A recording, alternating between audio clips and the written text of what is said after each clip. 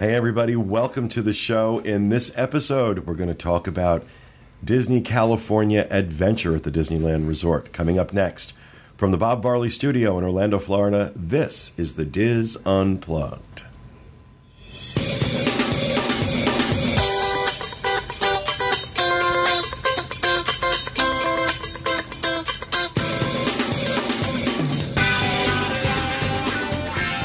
This is a special edition of the Diz Unplugged, celebrating the 60th anniversary of Disneyland. The Diz Unplugged is brought to you by Dreams Unlimited Travel, experts at helping you plan the perfect Disneyland vacation. Visit them on the web at www.dreamsunlimitedtravel.com. Hello, everyone, and welcome to the show, coming to you from the Bob Varley Studio in Orlando, Florida. I'm your host, Pete Werner, joined at the table this week, or today, by my good friends Jenny Lynn Knopp. Hello. Tom Bell. Hey. Kathy Whirling. Hi, everyone. Michael Bowling. Hey there, hi there, ho there. And Corey Martin. You know, I'm just happy to be here. You know, really, I got to record 14 of these damn things. I'm going to smack you, okay? At some point, I'm just going to smack you. And back in the production nook, our associate producer, Craig Williams, on the controls. Hi. Along with producer Dustin West. Yes. And our good friend Will Perry. Hello. And then there's Rhino. Hey. And then there's Ryan. And then there's Maud. So we are talking in this episode about Disney California Adventure. And I have to make sure that I say Disney California Adventure as opposed to Disney's California Adventure. I get corrected on that all the time when I make that mistake. And this has always been a favorite of mine, this park. I love this park. I loved it before the changes. I did too. You know, I get why people wanted it changed, and we'll talk about that in a little bit. But before we get into any of those details, let's go ahead and show you a little overview that Rhino has put together of California Adventure.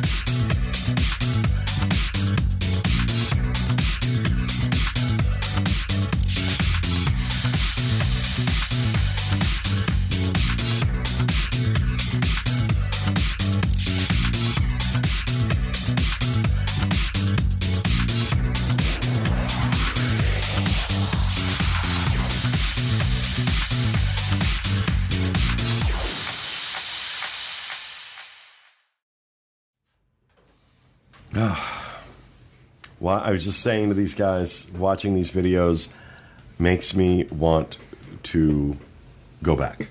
Mm-hmm. And it was such a great experience. This is actually this show will be the final show in our coverage. So we'll miss you. So let's talk a little bit. Let's talk a little bit about California Adventure, but I actually want to start off talking about its background. So we're going to come over to you, Michael. Mm-hmm. This park, when it was first built, was not the hit Disney is used to having. No, this was a troubled park from its inspiration. The interesting thing is Walt always intended that there would be a second park. A few years after Disneyland opened, he started to think about what could possibly be the second gate at Disneyland. And one of his ideas was a concept of a park that would showcase what California had to offer.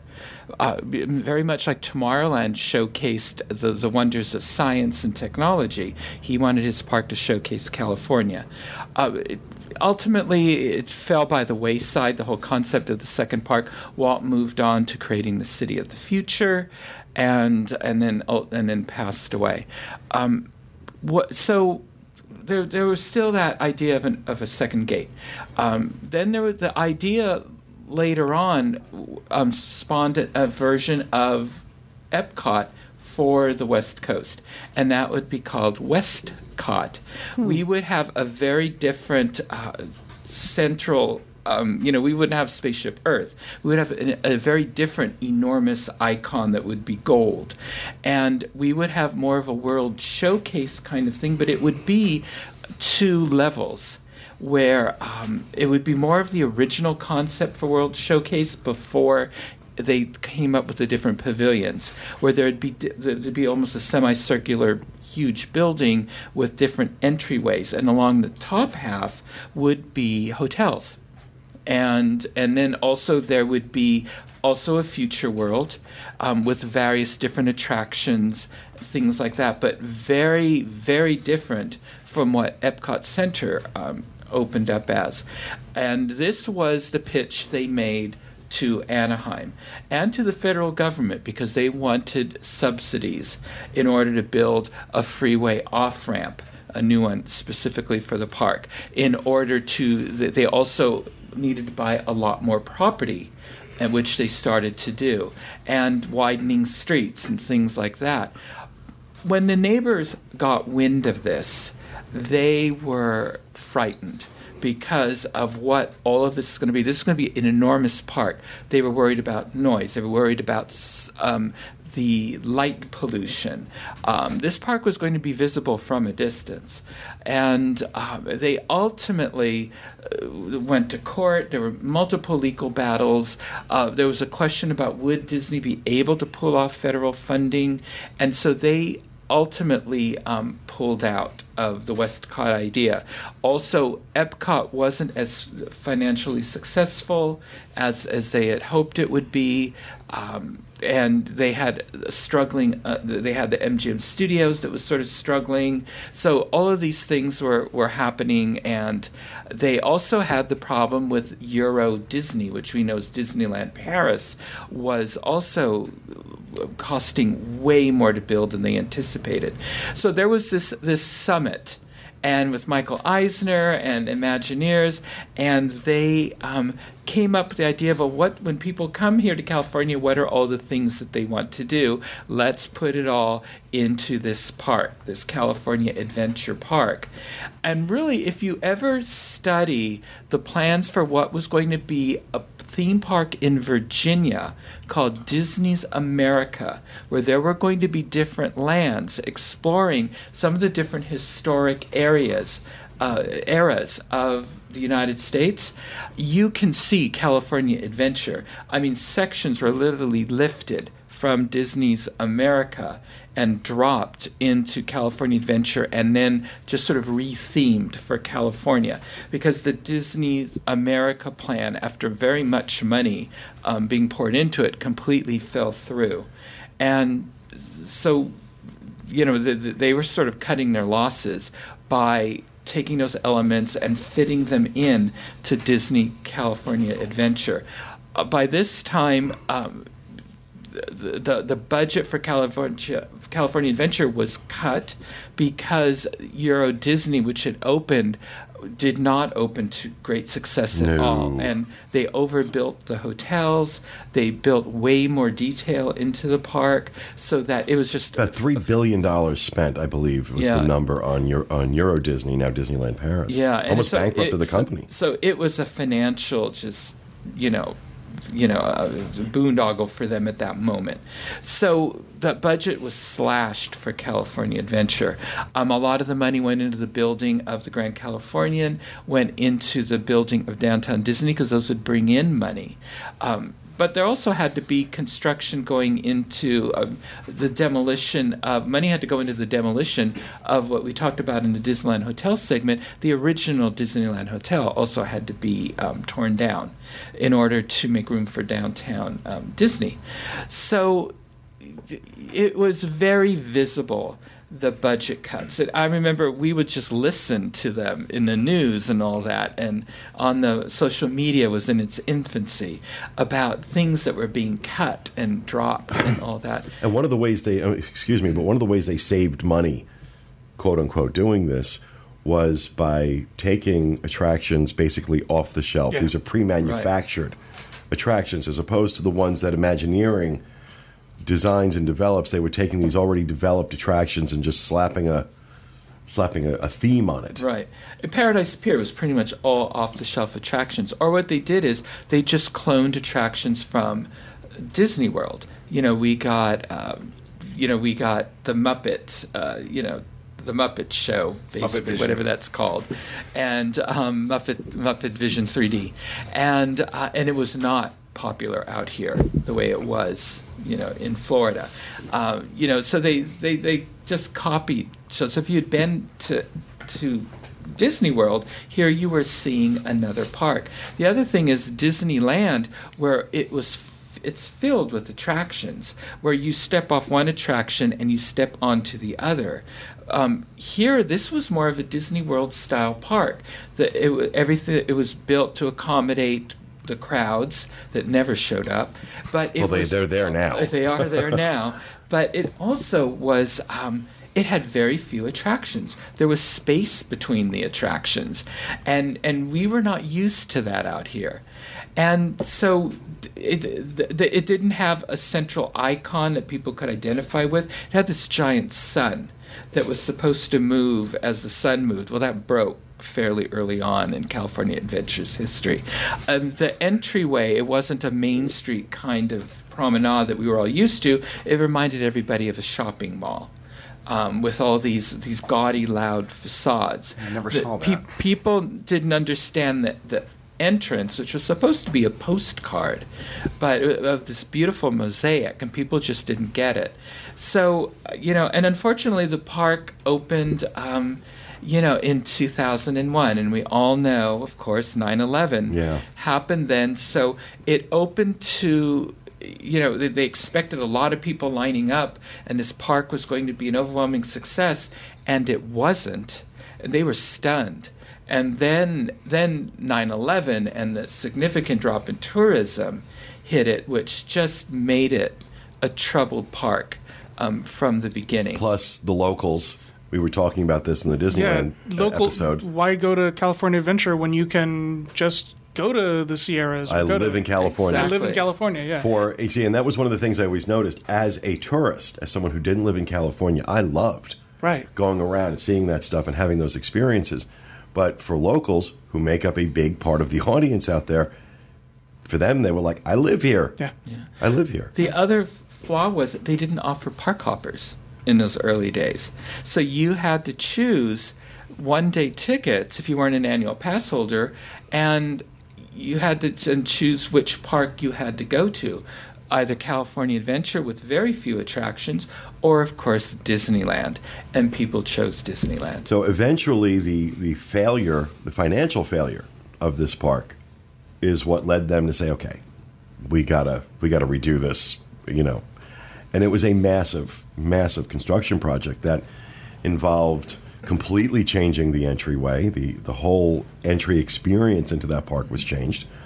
They, of course, added Cars Land, major addition, made a number of other changes around the park. And this began when? When did that project start?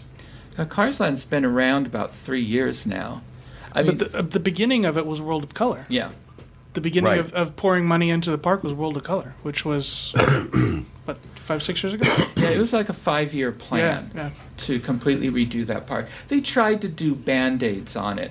They built Bugs Land. Bugs Land, Tower of Terror. They brought in Tower of Terror, but again, it was a very different version than what you have out here in Florida, because we didn't have the space, and the Imagineers were never happy with that fourth dimension effect. Didn't work the way they wanted it to. And they brought back our beloved electrical parade and dropped it in California Adventure.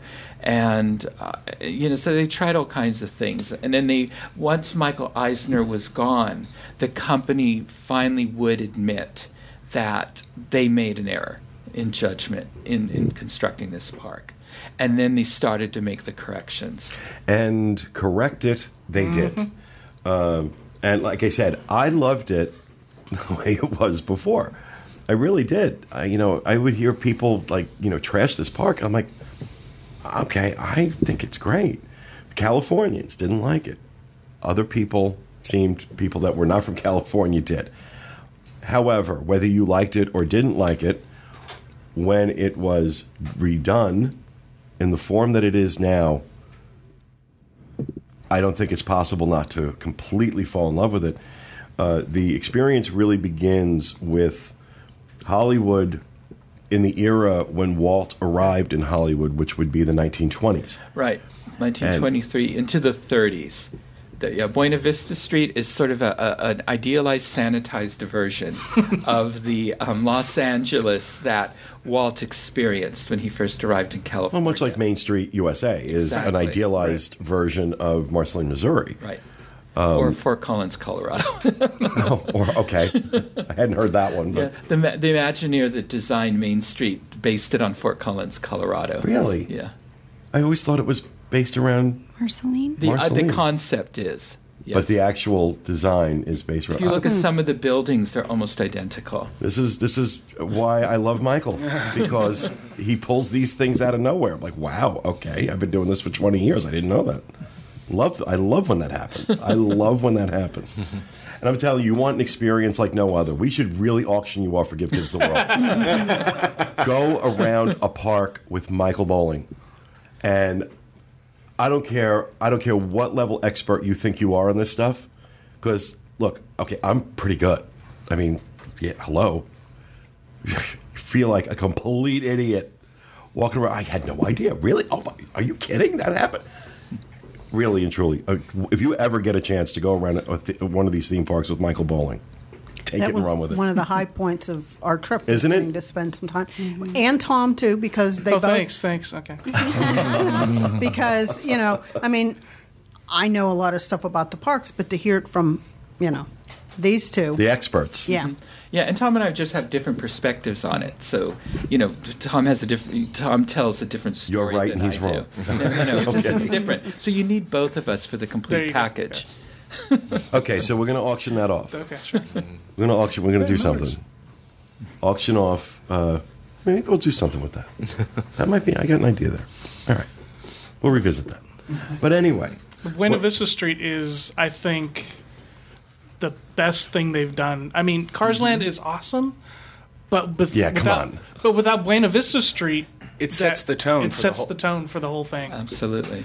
And I've said this before, that when you're in Disneyland, you feel Walt walked there, but when you're in Vista Street, you feel like Walt could be there now with you, because just the feeling and the vibe, the Yeah. music and the streetmosphere and the entertainment. It's just awesome. And there's so many nods to Walt's life on Buena Vista Street. If you're familiar with his life, and I've written an article to accompany this broadcast that points out. I mean, some of the addresses are directly connected to events in Walt's life, or there's homages to the 9 Old Men. Who were Walt's senior animators. The names of some of the buildings relate to locations of Walt's original studios. And the trolley cars. And things, the trolley cars. The numbers of the trolley red trolley. cars, yeah. The numbers on the red trolley relate to, like the date of Disneyland's opening. So there's so many things in there. There's a model in Trolley Treats of an attraction that was supposed to be part of Storybook Land that never got built. So that was constructed by Harriet Burns originally. So who was the first woman Imagineer. So there's people think, well, we talked about in our segment on Disneyland how you can feel Walt there. Here you can almost walk through Walt's life when you walk down Buena Vista Street. And at the end of Buena Vista Street is the Carthay Circle, or mock-up of the Carthay Circle Theater, which is where the restaurant, one of the best, I think, although I had a challenging experience there when we ate there. Oh, yeah, right. A few of us did. Service was not. We did the World of Color dinner package, and I found the service to be very lacking, very inattentive. I see a lot of heads nodding in the room. I think a few of us had that experience. But that's not typical. That's not typical. Yeah, it's the only and time. the food there is, of course, under the direction of Chef Andrew Sutton. Andrew Sutton is the man at Disneyland. And I'll tell you, I still think about the salmon I got that night. It was one of the best things I ate on that whole trip. yeah. I So love that lounge too. It's a nice little escape from the park. there's a really cool lounge there in the ground floor. The restaurant is upstairs. Some of the other things that changed at California Adventure, of course, we were talking about Cars Land. Yes. And again, when you let Imagineers do what Imagineers do, it helps when the man who directed Cars is now Chief Creative Officer for the Walt Disney Company, John Lasseter. He's, basically the guy. And he knew exactly what he wanted, and they recreated the town, Radiator Springs, from that film so brilliantly. So much detail. So much detail, and just walking around it, it's like, wow, okay. And for me, it is one of those things, especially because it's new. It's in the last 3 years that it opened. It's one of those things that say, yeah, Disney still has real game with this. Real game when they let their people do what their people are supposed to do. And they let them run loose. This is what you get. Yep. This is exactly what you get. I love this. And then Will, of course, being Oh, I was in heaven. the cars freak that he is. Yeah, I'm a huge car guy. I love the old classic cars, and this was, hands down the best themed section of a theme park I've ever been in, without a doubt. He was cursed trying to get on the attraction, though. Yeah, it took me like 5 times to get on the racers. It kept breaking down. Yeah, and then they ran out of fast passes, of course, and all kinds of stuff. But he finally got on it. Yep, I did. My finally last got on day. That was great. But Cars Land certainly, and lots of unique experiences in there too. I remember the one morning I was there for Extra Magic Hour, and just watching when they let the day guests in, like the whole street was just filled with people running to that area. Yeah. I mean, I've seen busy areas here at Walt Disney World, but nothing. It's like their Wizarding World of Harry Potter. Yeah. It really is, and the reason for that is it's so very immersive.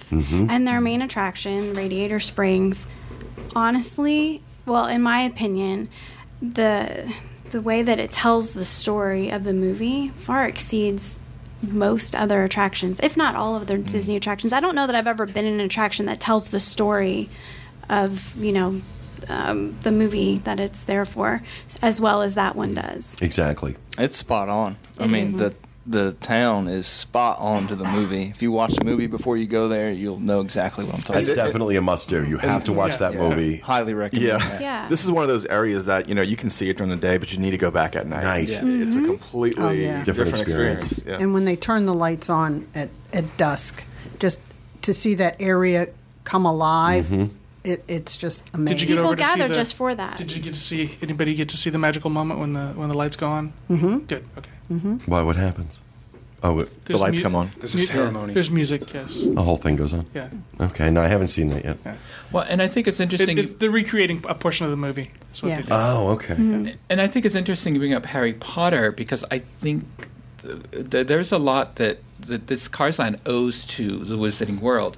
That was really the first time you saw a theme park devote a whole land to one film. And so, because when you think of all the realms at Disneyland, Disney World, it's always a collection of Right. films that are put together to create the It's a good theme. point. And so now we see how successful it is at Cars Land, and I think this is what sort of introduced the concepts for the much rumored Star Wars land that we're hearing both coasts will get. Again, one area, one land, one film or series of films. Avatar Land, or whatever they're going to call it, over at Animal Kingdom, again, just based on one set of films. So it's interesting. I think this is introducing maybe a new era in theme park design for Disney rather than the collection of attractions, multiple attractions of different films in one land. We're now going to see one land devoted to one film product. Do you like this? Do you like this naming of it though, Cars Land, and other names moving forward, or would you like something a little more inspired from? Bugs Land. No, I'm fine with Cars Land. I'm fine with that. I think even if they named it something else, everyone They could would name just it call Toilet. it It's still Cars amazing. Land. People would call it Cars Land anyway, Yeah, even if they gave it exactly. another But you know name. what?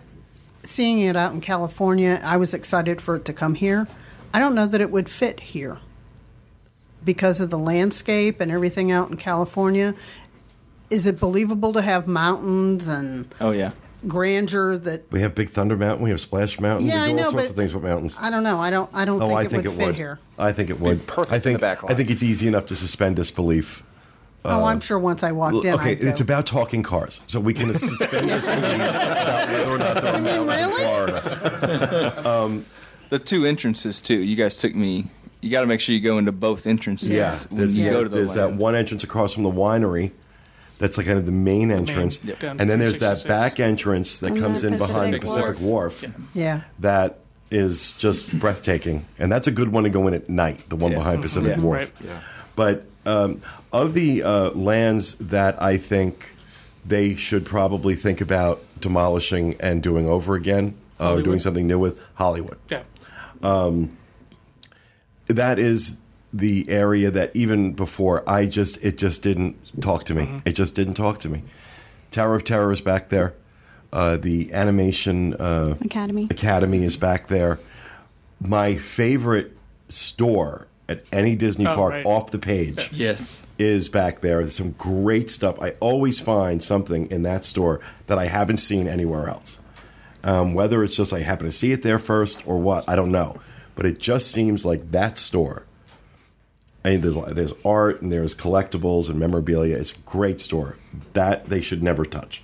And of course, the Aladdin show's back there as well. The Aladdin See, show that is one, I back feel there. like that is show. so underrated. I got to see that, and it was fantastic. They do a great job performance. again with It the was talent done. pool. I don't know why we don't hear more of that. About that particular show. It's so well done. I've seen it once and I loved it, but I haven't gone back. What's interesting is at one point they announced that the show was being retired, Yeah, I remember that. and we were getting, I think, a version of Toy Story the musical from the cruise We were, line. because they were going to move Aladdin to the cruise line. Right. And again, annual pass holders, locals stepped up and were Death vocal. threats. Yeah. And our Aladdin is still here. But Yeah. what I do like about that theater is the fact that it is in Hollywood. It's Aladdin isn't themed there because like it's Adventureland or something like that. You could put It's a Broadway any show. Yeah, you could put any. It's a beautiful theater, and you can put any show It in is. there. It is. But my favorite thing about Hollywood is the smoking area. It's a really great smoking area there. That's one area I think is, Right. it just, I don't know. Now, especially after the upgrade to the rest of the park in I many think areas. that's what DCA 3.0 or something is going to be. Yeah, Is Hollywood. they're redoing Basically. Hollywood, right? And it's also now Frozen Central yeah. in Hollywood Land. That's where all of the Frozen festivities you had out here at Disney Hollywood Studios, we had those out in Right. Which in were Hollywood. really well done. I'm not a big Frozen fan, but I thoroughly enjoyed that section, the party that they have at night. They had live ice carving going on, which I found fascinating, and the talent pool that you were talking about, the performances were fantastic. The whole little play area with the sled, you can go down the sledding in the middle of the Yeah. room. It was they just did an excellent job setting that up out there. So, the one of the other sections of this park is, of course, Paradise Pier, which is based on a seaside experience. So it's boardwalk, Boardwalk, yeah. Midway games. Of course, this is where Toy Story Midway Mania is, appropriately, I would say. And of course, California Screamin', Great coaster. the great coaster that I've never been on and won't go on Yeah. because it makes you go upside down. Oh, I wish And- that photo I wish that was on here. Me and Will have a ride photo of that. It's pretty wild. Front row. Yeah, I'd break my nose with going upside down with the fat in my face. So, what else is over there that I'm missing? You got All those off the rack rides you were a talking lot of about. those off the shelf rides. Shelf rides. The rocket rods, is that what they're called, or what are they? The things that go around, the silver things. Mickey Soda. Corey. Golden Zephyr that are silver. Golden Zephyr. Okay. And then there's that Goofy's flying. Yeah, Goofy's Sky School. Oh yeah, Which is a I wild can't do mouse that. ride. Yeah. Yeah. So I mean, these are very the kind of rides that you would expect to find on a boardwalk, Right. In a seaside resort. And they're fairly accurate because I grew up in the Jersey Shore, and Asbury Park had rides like that when I was growing up. Seaside, New Jersey had rides like that. Unfortunately, they're all in the ocean now after Sandy. What's the name of that bar on the water over there that you can never get in? The Cove Bar. Oh yeah. I love that spot, but it We was tried always a couple huge times. wait. There's they've started a line outside to get into the Cove Bar. It's just that popular. Yeah. People want the lobster nachos. I didn't get my lobster nachos while I was there. Okay, Ethel Merman. Your cart's get my angry. Your vacation's ruined. No lobster nachos. It's like Katharine Hepburn and Ethel Merman had a love child back then. What I Didn't get my lobster nacho. You old poop. Paradise Pier is also the home of our Little Mermaid attraction. Yes. Just there. Did anyone mention the fun wheel? The fun wheel, of I love the course. fun wheel. The frightening fun wheel. Because this Ferris wheel, has two different types of cars on it. Ones that are stationary and ones that slide back and forth and scare the crap out of its It occupants. really kicks you around. And people that I know that are great on roller coasters and all these extreme rides go on this thing and come off going, I will never go on that again. Well, you're not strapped You're in. not strapped. And it's Yeah. very easy to slide out of your seat. We did the Yeah, it's Orlando. really We did the Orlando tricky. Eye, and Julie was nervous that it was going to do that same thing. Oh wow. No, that's a very stable experience. I did that in London. That I can handle. This rocking back and forth, I couldn't do. Well, I can't do Ferris wheels. Terrible fear of heights, and I had a very bad experience as a child on a Ferris wheel, which is, I think, where my fear of heights come from. I can do most thrill rides. You'll never catch me in one of those moving cars. Yeah, me either. Do you have a choice? Yes. Yes, yes. there Two are separate states. lines. Two separate lines. Okay. So, let's talk a little bit about dining Sure. at California Adventure. Some interesting options. Of course, we talked about Carthay Circle, right. which is an amazing experience for a sit-down restaurant. There's also the Golden Vine Winery. The Wine Country Trattoria. Oh, Wine Country Trattoria, thank you. Which is okay. Yeah. It's okay. Yeah. It's not great, but it's not bad either. I've had a good in a pinch. If I don't want to do fast food, if I want to sit down, it's a good option. The other sit-down option is Ariel's Grotto, which is character dining. Right. For I think lunch and breakfast is Yeah. character dining. If you want to meet all the princesses, in the space of an hour, so that you don't have to wait in all the individual lines. This is well worth it. Is that including like Elsa and Anna? No. They're over in the Because they're Animation on- Academy, and that's Fast Pass only. Yeah. Okay. So you have the same problem we do Yeah. with Anna and Elsa.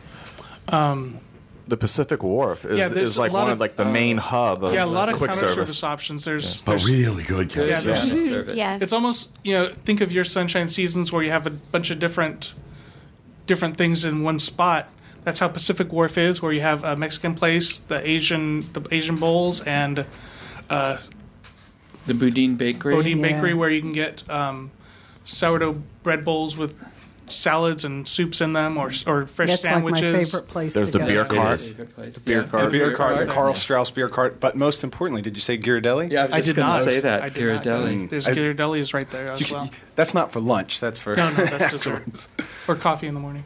And then the other spot that's like that is over on Paradise Pier, the Paradise Gardens area, with Right. Boardwalk Pizza and Pasta and Paradise Garden Grill. And over near there, you can get corn dogs, which Corn dog are really, corn really dog good. castle, yeah. But I had one. I had one a few months ago, and I still have indigestion. So the amount of grease that comes off of these things, Well, it's a heart attack on a stick. I made the mistake of thinking, oh, it's corn dogs. I'll get two. Because normally, frozen corn dogs you get are, tiny and you can eat two of them. No, these things are like massive. It's ridiculous. There's also a beer cart near there, the Paradise Grill. Oh, yeah. right. Yeah. Then there's Under the flows Zephyrs. in Yeah, side Cars Land. lots of fun options in Cars Land. There's Flows that's counter service, but then also there are snacks at the Flows was very Cozy good, actually. Cove. I was Yeah. really impressed with Yeah. how good Flows was. I hit up Fillmore's every single day. That's where they have all the fresh produce and the coconut water that I had every day to keep myself hydrated. I specifically went into that park every day just so I could get coconut water. I don't know about the produce here, but at Disneyland in particular, both parks in particular, the fresh fruit is really fresh. You get a slice of pineapple or some thing of a fruit cup. Yeah. It is great. Yeah. It's good. What is it you tell people that are going to California Adventure for the first time do not miss? World of Color. Yeah, Let's talk a little bit about Yeah. World of Color. This was as you said, they started, their opening salvo in the redesign and the reimagination of this park was World of Color. Right. And it struck me the first time I saw it as Imagineering saying, watch what we can do. Right. Because, when you first hear about it, you hear about, dancing fountains and colors and music, you think, okay, I can go to the Bellagio. And I hear that all the time, Bellagio, because they do the dancing fountains at the, not even close. This is taken to a whole nother level. This show makes you emotional. It does. And I remember coming back and saying on a show, after seeing it for the first time, that, Illuminations for me was the best nighttime show I'd ever seen in terms of a theme park and certainly Disney. And that World of Color was better. And Miss Whirling over there was like, oh no, no, can't be. Then she went and saw it. And what happened, Kathy? It was everything you said it was. It was awesome. I compared it to our Phantasmic, and it's like I wouldn't walk to the corner to see it, but this was awesome. Yeah. And after the show, she looked at me and she said, you were right. Of course I was. Crazy? Of course I was right. I mean, and again, like I said, I think out here we do spectacular nighttime in terms of our fireworks shows, like Illuminations, Wishes. I don't think anybody can ever beat us on some of that stuff. Phantasmic, it goes to absolutely the crown goes to Disneyland. Yeah. I don't enjoy our Phantasmic out here. I love it out there because it's done on the Rivers of America in the Disneyland Park.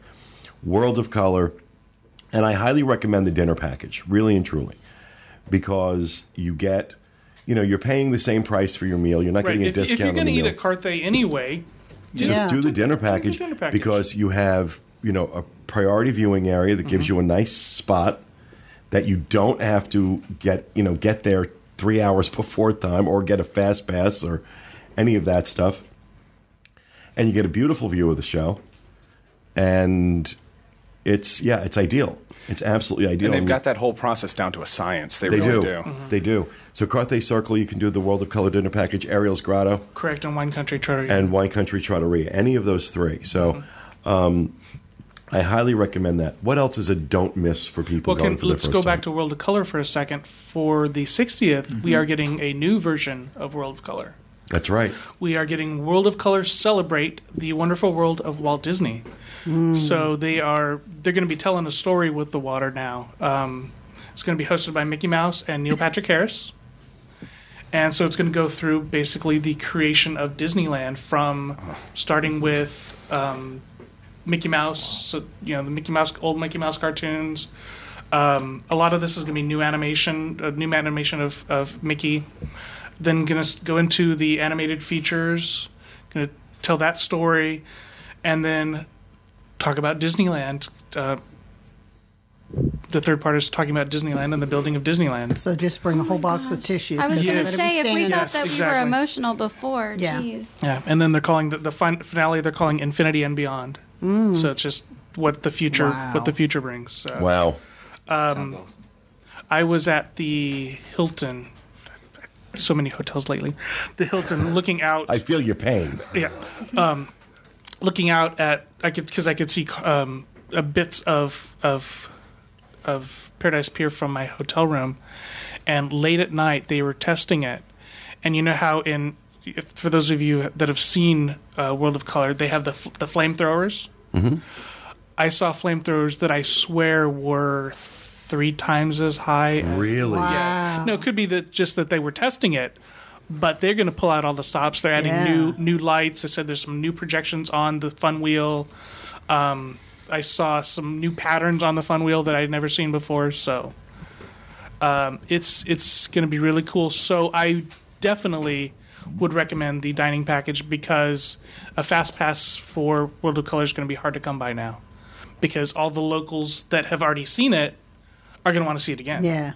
Absolutely. And just as an aside, if you don't do the dining package, you do have to get a fast pass to see World of Color from the viewing area, and those fast passes are available at the Grizzly River Run fast pass machines. And I'm not kidding. Get there when the park opens. As soon as the park opens, and get your fast passes. They go fast. I mean, that wasn't true a month ago, but for the new one, it will be. For the new one, yes. it will be, yes. Well, yeah. It will be again. I remember whenever I was out there for the World of Color Winter Dreams, on the first day it actually premiered, got in line for fast passes just because they're giving away a special thing with it for annual pass holders. And I swear I waited in a line. Tom got there earlier than I did and walked right through, and then I got there about maybe 20 minutes into it, and I would say there was easily 1,000 people in line waiting for it. I mean, They were giving away Christmas ornaments. and it just went all the way back almost to Buena Vista Street, the line. So people absolutely will eat this up. And we'll probably talk about this when we talk about the hotels, but on some days for your hotel visit, if you're staying on property, you can get in early to California Adventure and get your fast pass for World of Color early. Okay. So if you use the... And the nice thing about World of Color is they switch it up, in that when a new film comes out, they will put in a segment in the World of Color for that film. Right. We've had Christmas versions, and every Christmas version is different. I don't know if they're going to be doing that for the 60th. They might want to just... I think Run I've with heard this. they're going to play it I'm through sure. the anniversary one through Christmas. Just as we're not going to have Christmas fireworks this year. They're going to be playing the anniversary fireworks in December. But so that's neat. So you can come back to California Adventure and see multiple versions of World of Color, depending upon what films are being released or what season of the year it is. I think one of the things that I really liked about California Adventure, the park, was, it's definitely got some really great attractions, but it totally has that factor to it, you can just walk around and enjoy it and take in details. And then there's little experiences. I got to walk around with Michael and Tom for some of the days that we were out there to work on one of the blog posts that I was developing for this, the California Adventure Challenge Checklist, so that people can read that and have a sheet with their families to go around the parks to pick up some of the little details and maybe some of the little extra experiences that are there that you wouldn't that might be passed up, but little fantastic shows that they do on Buena Vista Street that incorporate the children, or getting your free souvenir. They have a free paper that they put out, the Buena Vista Bugle. That's something you can take home, again, completely free. Just these little things. That park, it has that appeal where it doesn't have to be. It can be go go go. There's certainly a lot of rides and attractions, but it doesn't have to be. It can also appeal to the person who just wants to walk around and look and enjoy the experience of just being there. Sorry. I've been trying to jump in for a second because we missed an area of the park. I was just going to say we did miss an area. Yeah. And it kind of ties into what she's saying, so that's why I want to bring it up, is that Grizzly recreation area we didn't talk about. Grizzly Peak, right? Yeah, I'm sorry. And then the Smoke Jumpers Cafe area, that's being redone right now. But yes. But going along with what JL just said, is that Grizzly Recreation Peak? Is that what it is? Grizzly Peak. Grizzly Peak. What's really cool about that is there's the attraction over there, but it's a very calm area of the park, and that's where the other hotel entrance, the Grand Californian entrance, is into the park. But I loved that little. It's in the video too. The park area. It's kind of, I wouldn't say it's kids area because there's a lot of cool stuff over there. Huh? The Redwood Creek Challenge Trail. Yeah, but there's a lot of there's a lot for what could have just been a toss away area there, like that. I have a close up of the Kenai's Cave where you can go in and put your hand on the bear human paw print, and it there's a projection in the cave, and left there by Man Bear Pig. It'll half tell man, you half bear, half pig. It'll tell you what you are, and your spirit animal, otter or whatever you are. South Park fans get that. And and speaking of that, if you're on the darker side of humor, look up Patton Oswalt's stand up about that experience at Disneyland or at California Adventure. It's pretty funny. I haven't heard that about his spirit animal at the Grizzly. Yeah.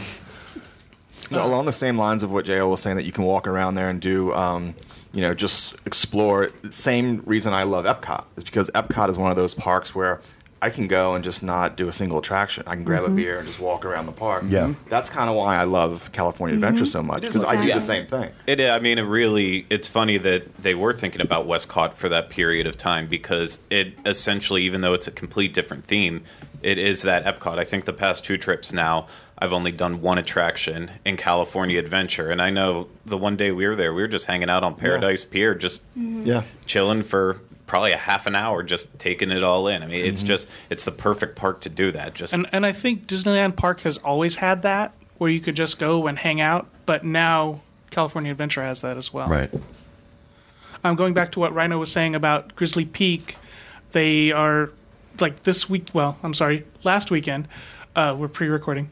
They reopened part of Grizzly Peak and what was Condor Flats, and have incorporated that into the Grizzly Peak theme. Okay. And so the Soarin' area where Soarin' is, and what used to be Taste Pilot's Grill is now Smoke Jumper's Grill. They rethemed that. They're retheming the shop there to Humphrey the Bear, which was one of the old Disney cartoons, and just bringing in lots of rocks and trees and lots more foliage and stuff, and getting rid of the runway theme and getting to the Grizzly Peak theme. So it's going to be Grizzly Peak Airfield. And Soarin' is getting digitalized. Yes. So we're getting new Soaring. The same film, but it's digital. It's going to be brand new projectors and they're they needed to cleaning up the screens. They needed to. Yeah. So we know that World of Color is being redone for the 60th. Mm-hmm. Is anything else happening at California Adventure for the 60th? A little bit of decoration on our Carthay Circle restaurant. Also, they're updating the Red Car Newsboys show. So they'll have some new songs in there. It's more themed around Mickey this time rather than themed around Walt. Oh. And I believe they said Minnie will make an appearance in it. Oh, cool. So, also, Jalen was talking about the Frozen Fun area at Hollywoodland. The Royal Welcome at the Animation Building is still around, which is the meet and greet, and also the sing along is still going to be around. Olaf Snowfest has melted away, and the nighttime show is gone. But we are getting back the popular Mad Tea Party. Oh yeah, in Hollywoodland. So that's and it's going to be improved as well. The Diamond Mad Tea Party. Yes. But will there still be a Slinky Man? I sure hope so. I love Slinky Man. So a lot going on at California Adventure for the 60th, along with the rest of the resort. And not only is this it for our California Adventure discussion, this is actually the last episode of our somewhat unique take on 7 resorts and 7 days at the Disneyland Resort. We covered much more than hotels, but that's because there's just so much there to do and we really want to encourage people for the 60th anniversary, especially if you can, to get out and experience what Disneyland has to offer. It's everybody I send out there, everybody that goes out there comes back and tells me the same thing. You were so right. You were so right. It's such a different experience. If you've done Disney World, I'm not suggesting you don't ever go to Disney World again. Throw this into your repertoire. It's absolutely worth it. It's absolutely worth it. Whole different experience. And especially for those of us that have done Disney a lot, that have done Disney World a lot, and we know it. It's unusual for us to have a unique experience where a Disney theme park is concerned. So if you haven't been out there, it's just sitting there waiting for you. And I hope you will take this information that we've presented this week and use that to plan an awesome trip. And if you do, please write us, email us, and tell us what you thought. So that is going to do it for us. We hope you enjoyed it. And we'll be back with you again next time with another edition of the Diz Unplugged. Thanks for being with us, everyone. And remember, go to Disneyland.